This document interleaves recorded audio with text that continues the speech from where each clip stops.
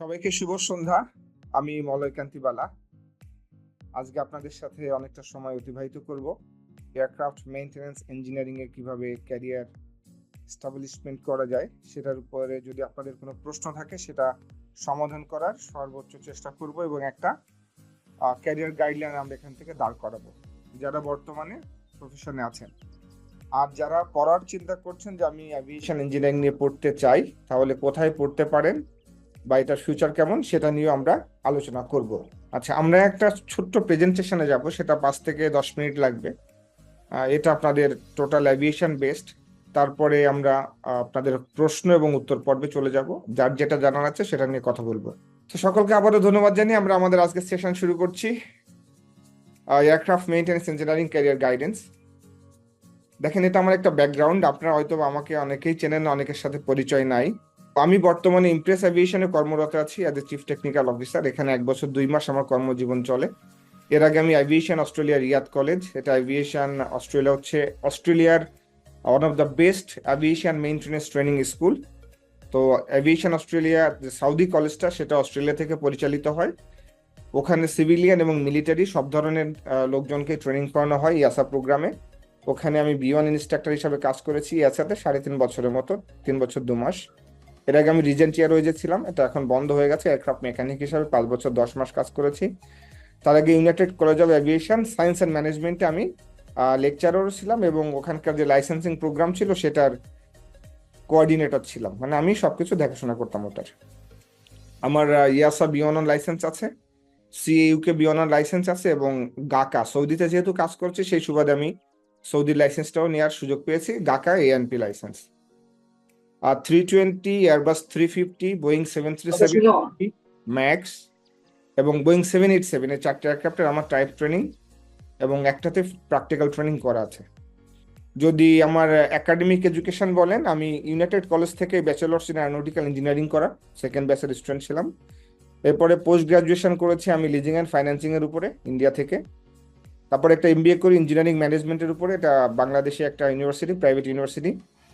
তারপরে আমি মাস্টার্স করি সাস্টেনেবল এয়ার ট্রান্সপোর্ট ম্যানেজমেন্ট স্পেনের একটা বিশ্ববিদ্যালয় থেকে, এবং যেটা আপনার ইউনাইটেড নেশনস স্বীকৃত। এবং তারপরে সার্টিফিকেটিং এক্সিকিউটিভ লিডারশিপ ম্যানেজমেন্ট, এই কোর্সটা করা হয় ইউনিভার্সিটি অফ অক্সফোর্ড থেকে।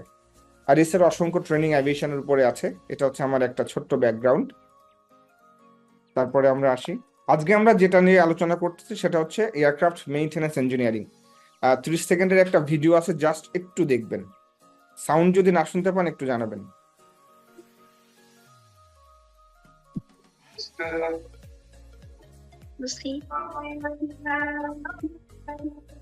সাউন্ড শোনা যাচ্ছে না স্যার। সাউন্ড কি ক্লিয়ার?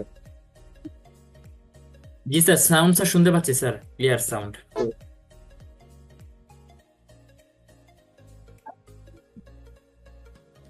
জি, সাউন্ড ক্লিয়ার আছে আমাদের। Very good. এখানে আপনারা কি দেখলেন যদি একটু আমার সাথে আপনারা মন্তব্য দেন আপনাদের, মানে কি বুঝলেন এটা দিয়ে, মানে কোনো কিছু বোঝা গেছে? একটা অবজেক্ট, মানে আপনি যেটাকে দেখছেন যে একটা বাঘ একটা অবজেক্টের দিকে দৌড়াচ্ছে, তাই না? তার ফোকাস অবজেক্টের দিকে। এই ভিডিওটার মেইন যেটা বিষয়বস্তু, একটা অবজেক্ট যেটাকে আপনি ধারণ করতে চাইতেছেন সেটা আপনার লক্ষ্যবস্তু হতে হবে, সেখানে ডিটারমিনেশনটা আপনার এক জায়গায় থাকবে।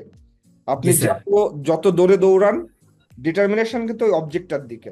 তার মানে অ্যাভিয়েশনে যদি আপনি পদার্পণ করেন, যে মেইনটেনেন্সে ক্যারিয়ার গড়বেন, আপনাকে ফোকাস করতে হবে যে আমার অবজেক্ট হচ্ছে কি মেইনটেনেন্স ইঞ্জিনিয়ারিং, এবং আমি সেখানে একটা অবস্থান করে নেব।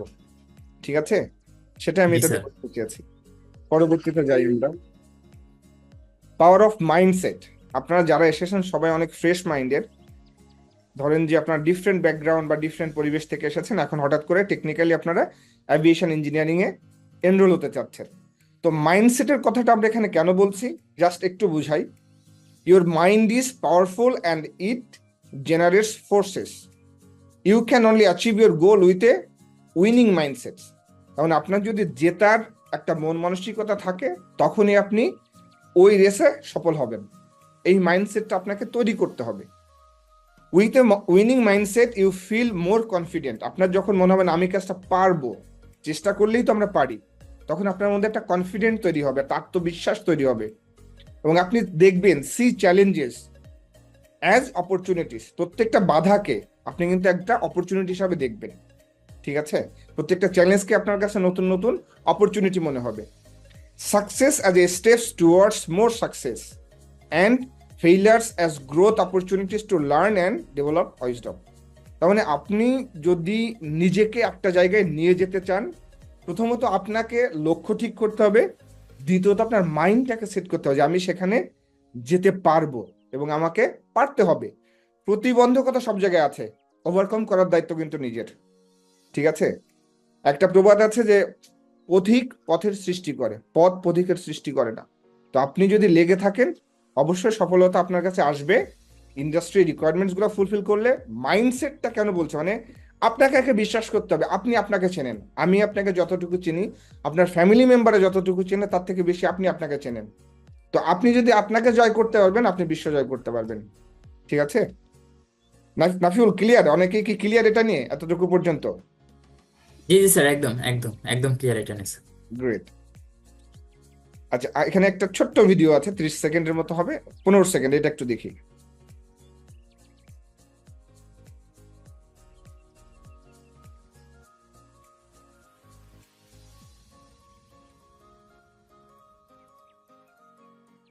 কি বুঝলেন বলুন তো? আপনারা কি একটু কোঅপারেট করুন, এভাবে হবে না কিন্তু, একটু কথা বলতে হবে। আর আমরা কি বুঝতে পারতেছি বা আমাদের কি ফিল হচ্ছে বলুন তো? বোঝা যাচ্ছে কি আমরা একটা সার্কেলের মধ্যে বন্দি। Good.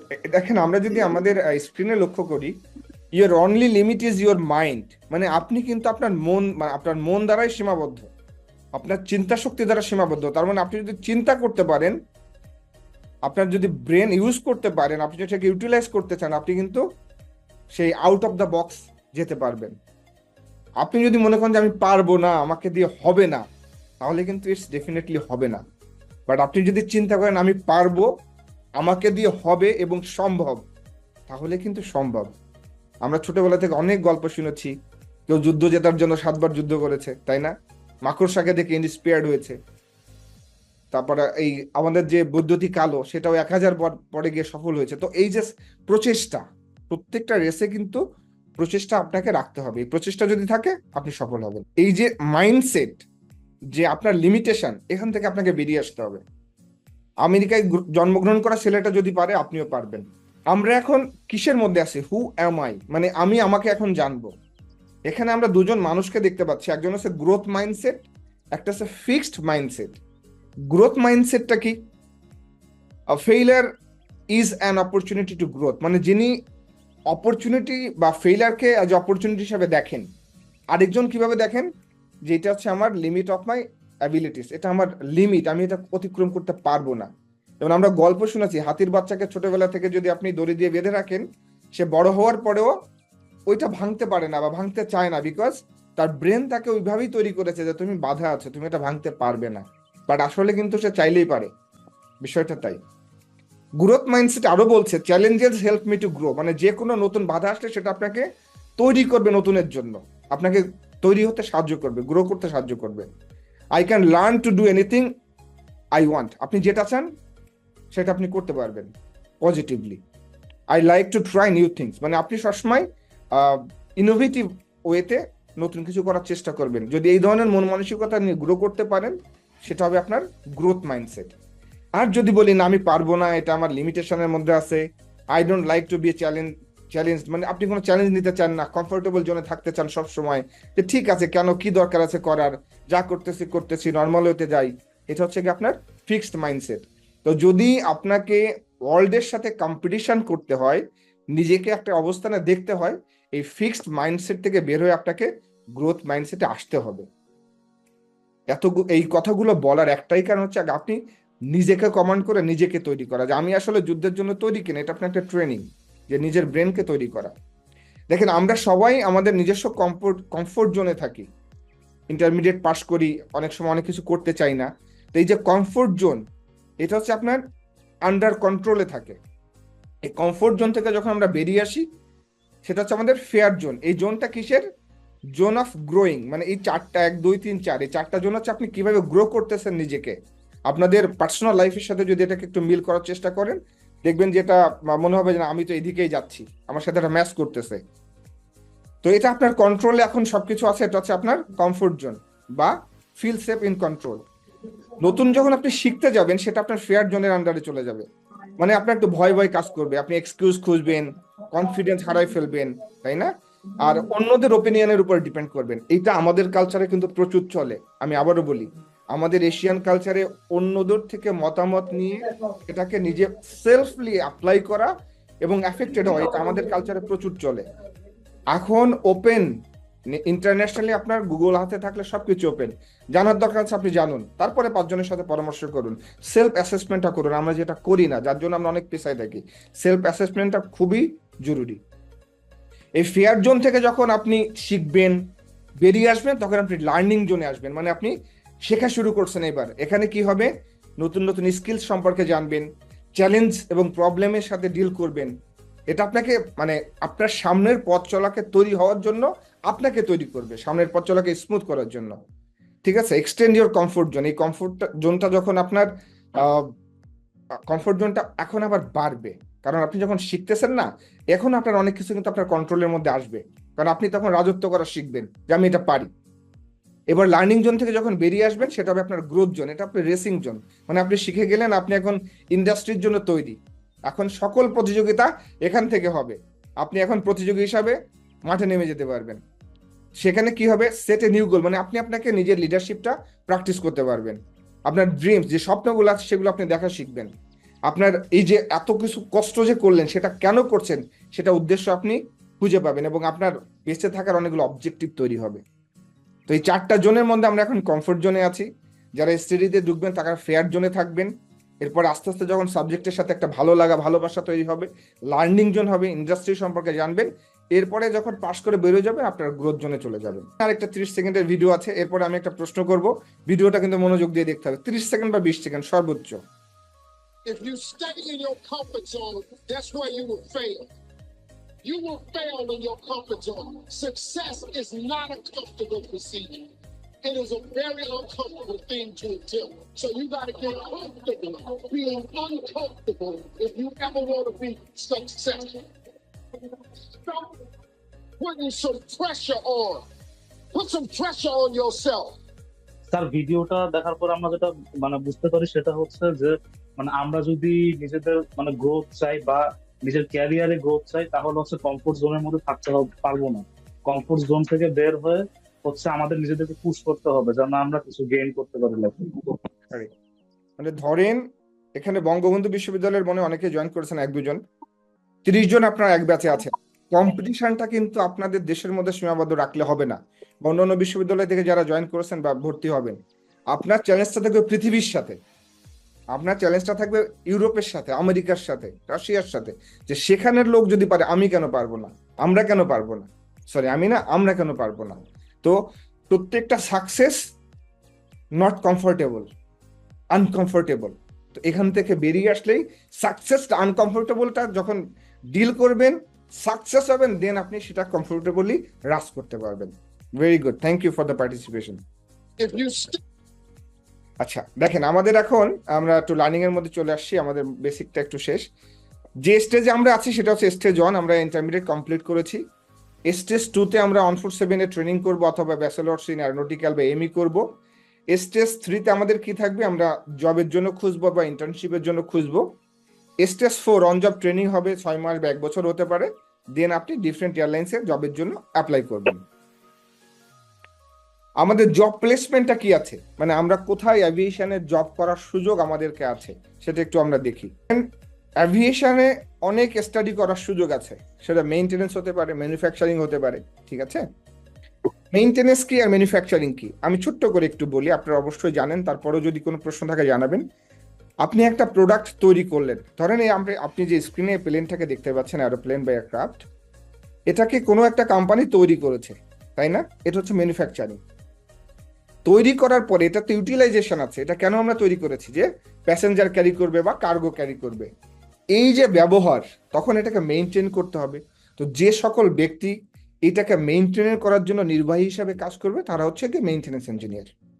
এখন আপনাদের যে দিকটা পছন্দ, তারা সেই দিকটা নিয়েই পড়াশোনা করবেন। আপনি অপারেশনে কাজ করতে পারেন, এয়ারলাইন্স হতে পারে, এমআরও হতে পারে, ম্যানুফ্যাকচারিং হতে পারে। এমআরওটা কি? Maintenance, repair and overhaul. এটা তো তৈরি করে দিল, আপনি কাজ করছেন, তো এটাকে তো সুস্থ রাখতে হবে। আমরা যেমন অসুস্থ হলে ডাক্তারের কাছে যাই, ডিফারেন্ট মেইনটেনেন্স আমাদেরও হয়।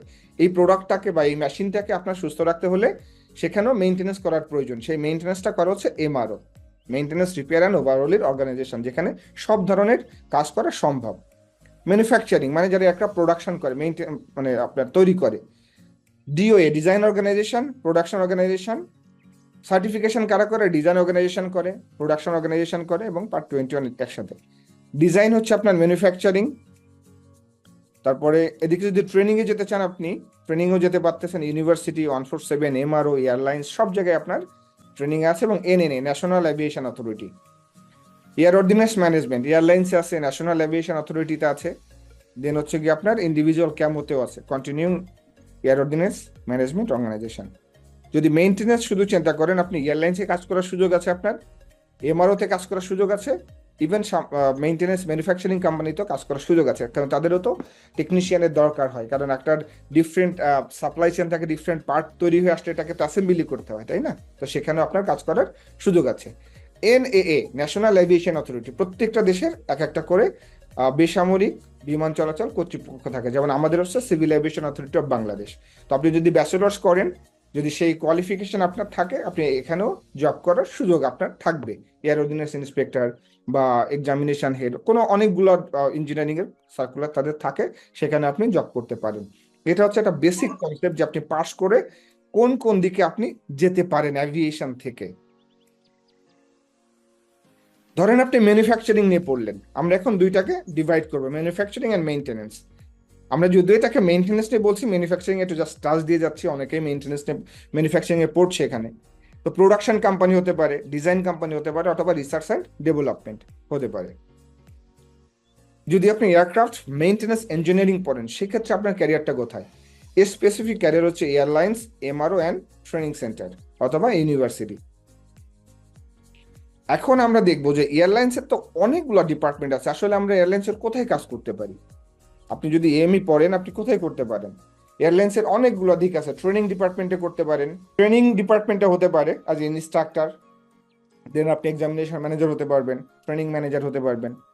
এয়ারক্রাফট মেইনটেনেন্সে ডিরেক্টলি ইনভলভ হতে পারেন। এখানে লাইন মেইনটেনেন্স আছে, বেস মেইনটেনেন্স আছে। লাইন মেইনটেনেন্স আপনি যদি মেকানিক হিসাবে শুরু করেন, অ্যাজ এ সার্টেন টাইম পরে আপনার ওই পর্যাপ্ত কোয়ালিফিকেশন হলে সেখানে আপনি ডাইরেক্টর অফ ইঞ্জিনিয়ারিং হতে পারেন।